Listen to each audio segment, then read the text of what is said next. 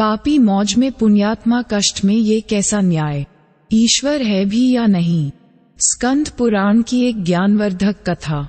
आपके मन में कभी भी ऐसे प्रश्न आते हैं क्या? मैं तो इतनी पूजा पाठ भक्ति भाव में लीन हूँ, फिर भी मेरे साथ ही ऐसा क्यों होता है? आखिर सारी परेशानियां मुझे ही क्यों दे दी है? दुष्ट लोग इतने सुखी है और धर्मात्मा ही सारे कष्ट भोग रहे हैं। ये क्या हो रहा है? क्यों हो रहा है? यदि ऐसा ही ईश्वर का न्याय है तो मैं क्यों मानूं उन्हें, क्यों जपूं, क्यों करूं उनकी पूजा? ईश्वर के पास तो न्याय है ही नहीं, ईश्वर तो निष्ठुर है। पत्थर की मूर्तियों में बस के पत्थर हो गए हैं, आदि आदि।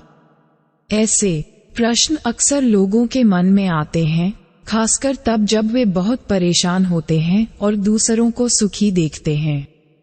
मनुष्य अपने सुख से ही संसार को सुखी मानता है, अपने दुख से ही संसार को व्यर्थ। ये सब स्वाभाविक है।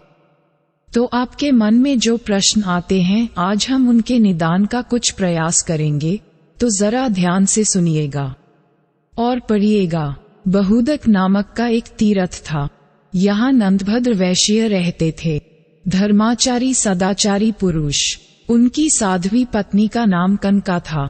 नंदभद्र चंद्रमौली भगवान शंकर के बड़े भक्त थे।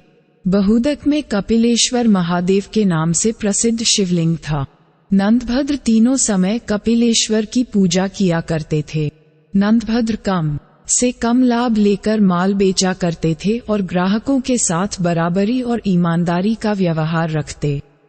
गलत माल और बुरा सामान नहीं बेचते और जो कुछ मिल जाता उसी में संतुष्ट रहते थे। नंदभद्र का जीवन सन्यासियों जैसा था।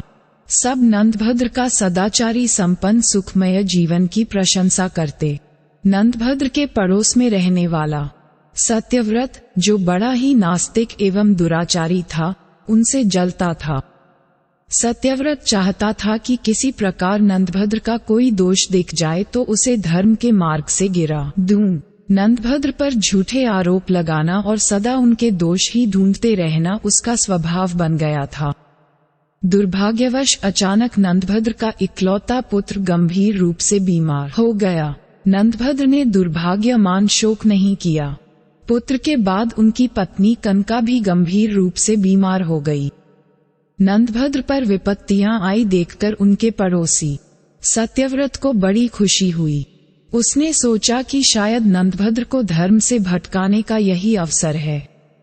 उसने नंदभद्र को सांत्वना देने का ढोंग करते हुए कहा, तुम्हारे जैसे धर्मात्मा को ये दुख उठाना पड़ रहा है। लगता है कि धर्म कर्म सब ढकोसला है।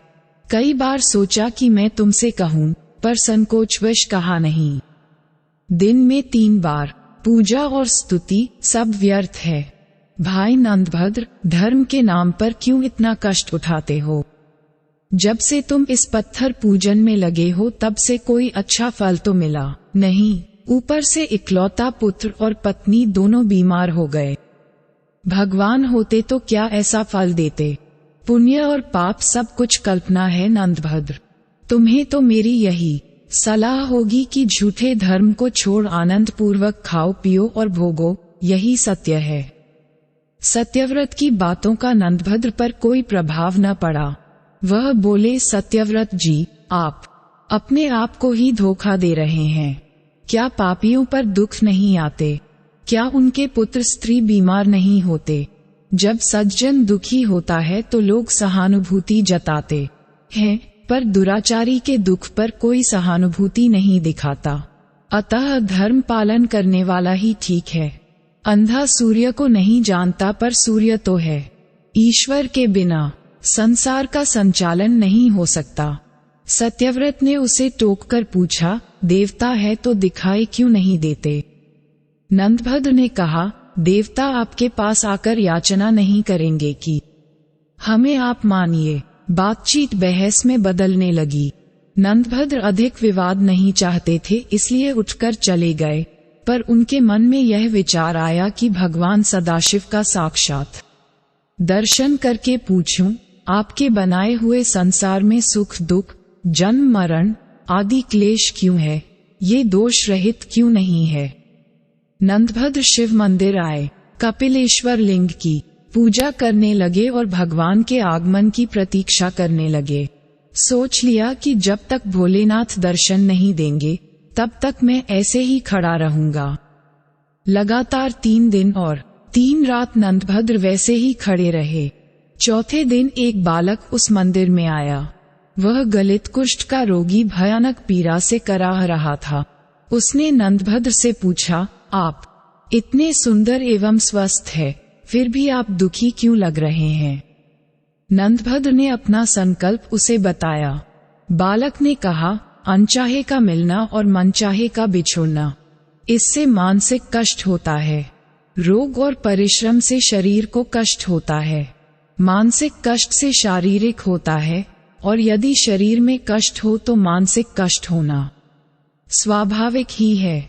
दोनों एक दूसरे के साथ जुड़े हुए हैं। फिर क्या किया जाए? नंदभद्र ने पूछा। बंधुवर, औषधि से शारीरिक कष्ट दूर होते हैं, पर मानसिक कष्ट तो ज्ञान से ही दूर होता है। मस्तिष्क को यदि ज्ञान की सही खुराक दी जाए तो वह कष्ट मुक्त हो जाता है। बालक से ज्ञान भरी बात सुनकर नंदभद्र ने फिर पूछा, ज्ञानी बालक, आपकी बात से सहमत हूँ, पर एक प्रश्न है। इस लोक में पापी मनुष्य भी इतने धनी और सुखी होते हैं, जबकि उन्हें तो उनके कर्मों के कारण कष्ट में होना चाहिए था। भगवान के विधान में ये दोष क्यों? बालक ने कहा, सुख और दुख किसे कहते हैं, ये समझ का फेर है। मैं आपको थोड़ा विस्तार से बताता हूँ। संसार में 4 प्रकार के लोग हैं। पहले वे जिनके लिए इस लोक में तो सारे सुख सुलभ है, धन दौलत, सत्ता, प्रभाव, बाहुबल, सब कुछ, परंतु परलोक में उन्हें कुछ भी प्राप्त नहीं होता।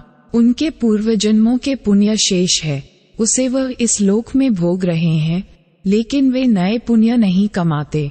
ऐसे लोगों का सुख भोग केवल इसी लोक तक है। अगले जन्म के लिए वे कुछ शेष छोड़कर नहीं जा रहे, तो उनका अगला जन्म बिल्कुल उसी रूप में होगा जिसे देखकर आज वे कांपने लगे। दूसरे वे लोग हैं जिनके लिए परलोक में सुख का भोग सुलभ है, परंतु इस लोक में नहीं, क्योंकि उनके पिछले जन्म के संचित पुण्य है ही नहीं। वे तपस्या करके नए पुण्य कमाते हैं, उससे परलोक में सुख का भोग प्राप्त होगा। तपस्या से अर्थ केवल देव साधना ही नहीं होता, कर्म साधना भी तप है। उचित कर्म किसी भी तप से कम नहीं, क्योंकि इस संसार में रहते हुए सही मार्ग पर चलना कठोर साधना से ज्यादा कठिन है। तीसरे वे लोग हैं जिन्हें इस लोक में भी और परलोक में भी सुख भोग मिलता है, क्योंकि उसका पहले का किया हुआ पुण्य भी विद्यमान है, और इस लोक में आकर भी वे उत्तम मार्ग का अनुसरण करते हुए तप कर्म से नए पुण्य बनाते रहते हैं। ऐसे लोग बहुत कम होते हैं। चौथे वे जिनके लिए न तो इस लोक में सुख है और न परलोक में है, क्योंकि उनके पास पहले का कोई पुण्य संचित तो है नहीं, और इस लोक में भी वे पुण्य कमा नहीं रहे।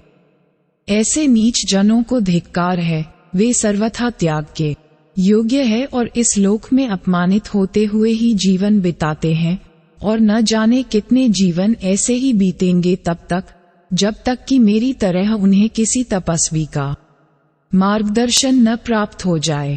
इसलिए हे वैश्यवर, आप अपने पड़ोसियों और मित्रों द्वारा कही बात को मन में रखो ही नहीं, उन्हें तो अपने कान में भी प्रवेश न करने दो। आप इस जन्म में भगवान सदाशिव के भजन में लग जाएं, जिससे आप जन्म के बंधन से ही मुक्त हो सकते हैं। एक छोटे बालक के मुख से ऐसी ज्ञानमयी और रहस्यपूर्ण बातें सुनकर नंदभद्र बड़े प्रसन्न हुए। उनका सारा भ्रम, सारी शंका का निवारण हो चुका था।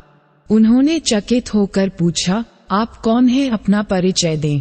आप यहाँ कैसे पधारे हैं? आपने मेरे सब संदेहों को दूर कर दिया।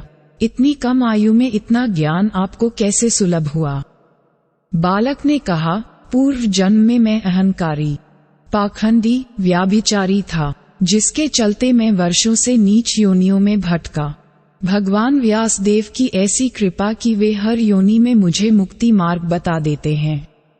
उन्होंने ही मुझे आपके पास भेजा है। अब मैं 7 दिन के बाद किसी तीर्थ में मरूंगा। आप मेरा अंतिम संस्कार कर दीजिएगा।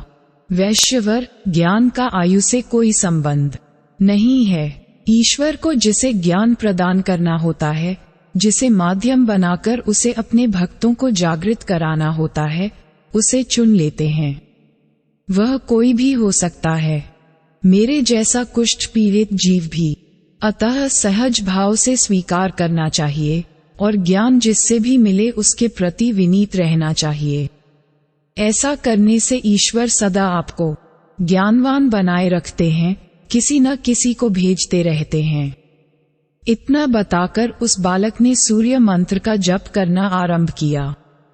कुष्ठ के निवारण के लिए सूर्य मंत्र का जप ही किया जाता है। भगवान श्री कृष्ण के पुत्र सांब ने भी सूर्य की उपासना से कोढ़ से मुक्ति पाई थी। 7वें दिन उस बालक ने अपने प्राण त्याग दिए। नंदभद्र ने विधि पूर्वक उसका अंतिम संस्कार किया। नंदभद्र को जीवन की सच्चाई और सार्थकता का बोध हो गया था। शेष जीवन उन्होंने भगवान शिव और सूर्य की उपासना में लगा दिया तथा अंत में जीवन मरण से मुक्ति पाकर भगवान शिव को साक्षात प्राप्त किया।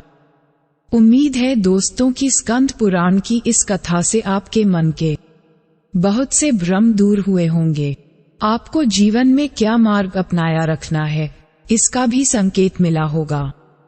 पुराणों की कथाओं में जीवन के अनमोल रहस्य सांकेतिक रूप से दिए गए हैं, बस उन्हें समझने की फेर है। हर हर महादेव। तो गाइस, आपको हमारा आज का ये वीडियो कैसा लगा, कमेंट सेक्शन में बताना ना भूलें। इस वीडियो से जुड़ी अगर आपकी कोई राय हो तो भी हमें बताना ना भूलें। फ्यूचर में आपको किस टॉपिक पे वीडियो चाहिए, ये भी बताएं।